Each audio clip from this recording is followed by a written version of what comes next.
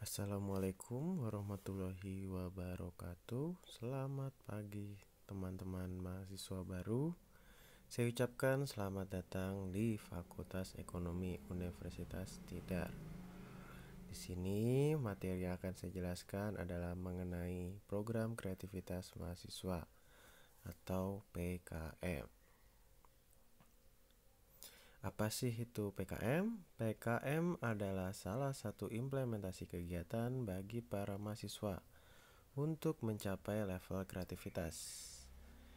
Yaitu kreativitas adalah penjelmaan integratif dari 3 faktor utama dalam diri manusia, yaitu kognitif, afektif, dan psikomotorik.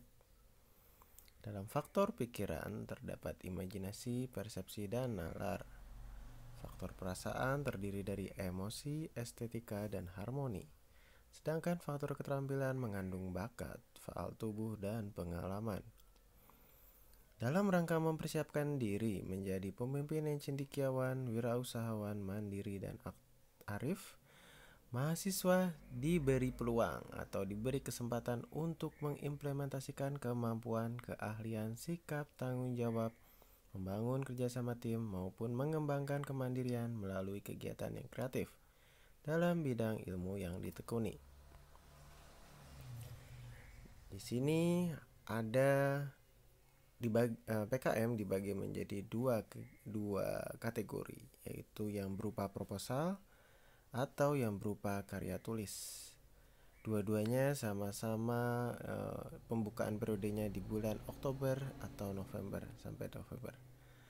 Di sini proposal kegiatan terdiri dari PKMP, PKMT, PKMK, PKMM, dan PKMKC. Yang output akhirnya jika kalian lolos, nanti kalian akan diberikan pendanaan untuk realisasi proposal yang sudah kalian ajukan. Lalu juga kalian akan diikutkan dalam PIMNAS. Lalu yang kedua adalah karya tulis. PKM jenis karya tulis terdiri dari PKM gagasan tertulis atau PKM GT. Lalu ada PKM gagasan futuristik atau PKM GFK. Lalu ada PKM artikel ilmiah. Untuk PKM gagasan tertulis dan PKM gagasan futuristik, reward kalian adalah hadiah dan PIMNAS. Lalu untuk PKM yang artikel ilmiah atau PKM AI, kalian akan diberikan hadiah dan juga kalian berhak untuk mendapatkan jurnal. Jadi artikel kalian nanti akan dipublish dalam jurnal bereputasi. Berikut adalah diagram tahapan pengusulan sampai dengan PIMNAS. Yang pertama, alur pertama berada di Dirjen Belmawa. Dirjen Belmawa menerbitkan pedoman PKM dan menetapkan klasterisasi perguruan tinggi program PKM. Lalu pihak perguruan tinggi akan mensosialisasikan mengenai adanya PKM pada tahun tersebut. Lalu mahasiswa menyusun proposal. Lalu ada evaluasi internal perguruan tinggi. Lalu mahasiswa mengunggah usulan. Lalu ada validasi oleh dosen pembimbing. Kemudian pengesahan oleh pimpinan perguruan tinggi. Dan jika sudah beres di tingkat perguruan tinggi, proposal kalian akan dikirimkan ke Dirjen Belmawa kembali untuk diberikan penilaian. Lalu akan berakhir pada 2 output. Yang pertama adalah penetapan pendanaan dan kontrak PKM 5 bidang, pelaksanaan PKM bidang dan mengunggah catatan harian. Lalu mahasiswa mengunggah laporan kemajuan, validasi oleh dosen pembimbing, pengesahan oleh pimpinan perguruan tinggi, dan pada akhirnya kembali lagi ke Dirjen Belmawa, yaitu penilaian laporan kemajuan.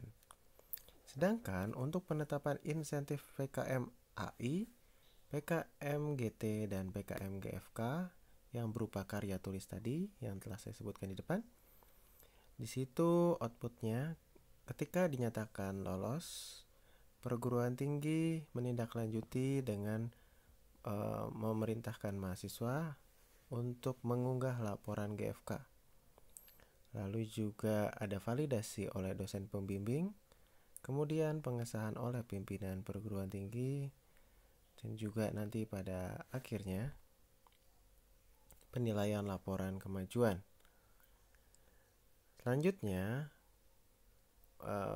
di tahap Dirjen Belmawa, proposal atau karya tulis yang dinyatakan lolos, penetapan pelaksanaan penilaian kemajuan pelaksanaan PKM 5 bidang atau PKP 2 itu akan dilakukan penilaian secara daring. Jika ya, mahasiswa mengunggah video presentasi kemajuan pelaksanaan PKM 5 bidang, yaitu ada penilaian PKP 2 daring, lalu mahasiswa mengunggah laporan, validasi oleh dosen pembimbing, pengesahan oleh pimpinan perguruan tinggi, dan penilaian laporan akhir. Lalu jika semuanya sudah selesai, kalian akan ditetapkan sebagai peserta PIMNAS. Operator mendapatkan peserta PIMNAS, mahasiswa mengunggah poster, yang selanjutnya adalah pelaksanaan PIMNAS.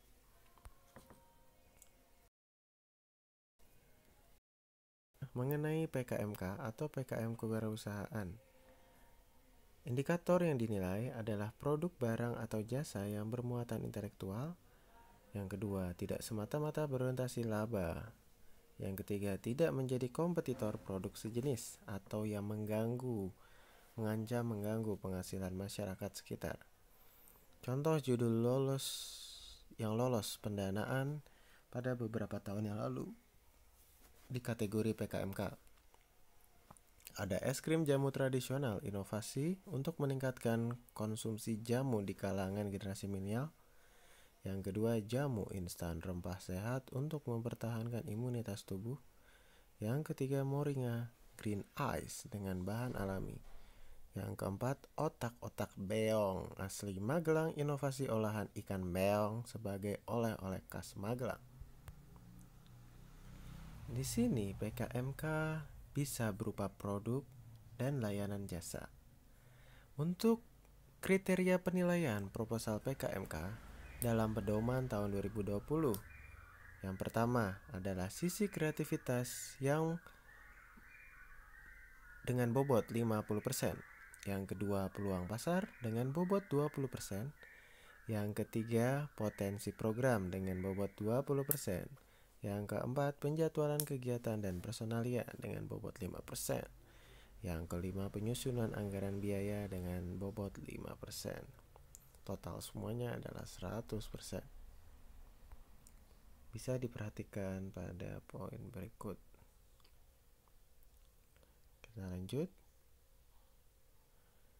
Nah, untuk PKMM atau proposal kreativitas mahasiswa di bidang pengabdian masyarakat, di sini kunci utamanya adalah menyelesaikan problem-problem yang ada di masyarakat, seperti pengangguran, limbah, kebiasaan membuang sampah sembarangan, polusi, lalu juga kumuh, kampungnya kumuh, lalu juga putus sekolah, pengangguran, dan lainnya.